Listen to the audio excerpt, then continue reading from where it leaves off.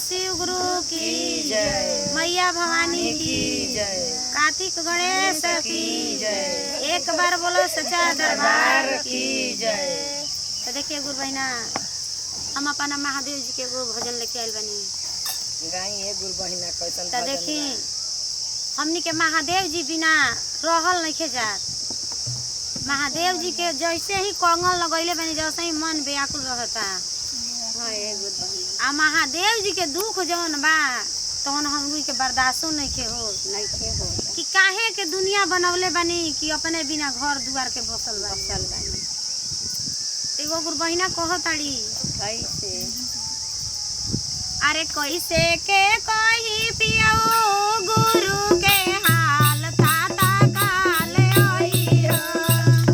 कैसे के कही पियाओ गुरु के हाल ताता काल आई हो। हम कहीं पिया गुरु जी के हाल ताता काल आई हो। कैसे में कही पिया गुरु के हाल ताता काल आई हो। ये गुरु बहना ऊ कहे काहे गुरु बहिना। अरे जेठ बैसा खावा